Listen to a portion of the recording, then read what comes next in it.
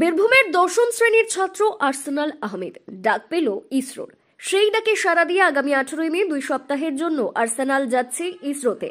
বিজ্ঞান এবং বিজ্ঞান সম্বন্ধে জানার আগ্রহ থেকেই ইসরোর প্রতিযোগিতায় অংশগ্রহণ করেছিল আর্সেনাল। আর সেই প্রতিযোগিতায় অংশগ্রহণের পরিপ্রেক্ষিতেই এবার সে সরাসরি ইসরোতে প্রশিক্ষণের ডাক পেয়েছে। শ্রীহরিকোটার সতীশ ধাওয়ান স্পেস সেন্টারে গিয়ে এইভাবে প্রশিক্ষণের সুযোগ পাওয়ায় স্বাভাবিকভাবেই খুশি আর্সেনাল। ইসরোটা আমি ছোটবেলা থেকে শুনে এসেছি। আর তাছাড়া ইসরো যে এইসব কাজ করেন, স্যাটেলাইট ক্রিয়েট করেন, স্যাটেলাইট লঞ্চ করেন, ওটা নিয়ে আমি আগ্রহ। 18 মে। কতদিনের জন্য? 2 সপ্তাহের জন্য। গোটা দেশের বিভিন্ন প্রান্ত থেকে প্রায় 350 জন খুদে পড়ুয়া এভাবে প্রশিক্ষণের জন্য সুযোগ পেয়েছে। পশ্চিমবঙ্গ থেকে যারা সুযোগ পেয়েছে তাদের সংখ্যা 10 জন।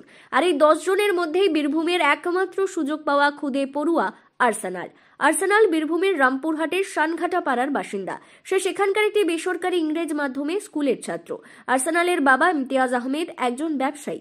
তিনি ছেলের এমন সাফল্যে গর্বিত এবং স্কুল ম্যানেজমেন্টের সঙ্গে আলোচনা করে ভবিষ্যতে কি করা যায় তা নিয়ে চিন্তা ভাবনা করবেন বলে জানিয়েছেন। ভালো লাগছে, আনন্দ হচ্ছে, গর্ব হচ্ছে। আর কি বলবো, আপনাদের সকলের আশীর্বাদেও যেন এগিয়ে যেতে পারে, এটুকুই। আগামী দিনে ছেলে তো এই নিয়ে পড়াশোনা করতে চাইছেন, কতটা সাপোর্ট করতে পারবেন? চেষ্টা তো অবশ্যই করব। তারপর বাকিটা তো ভবিষ্যৎ তো ধরুন আমাদের হাতে নেই। ভগবানের ইচ্ছেতে যদি সফল হয় তো চেষ্টার কোনো ত্রুটি রাখবো না, এটুকুই জানি। সময় তো হয়ে গেল, কিভাবে প্রস্তুতি নিচ্ছেন ছেলেকে পাঠাবেন? প্রস্তুতি এখনো সেরকম শুরু করিনি। স্কুল ম্যানেজমেন্টের সঙ্গে কথা বলে তারপর ডিসাইড করব যে কিভাবে এগোনো যায় বা কিভাবে যাবে। স্কুল ম্যানেজমেন্টের উপর ডিপেন্ড করছে।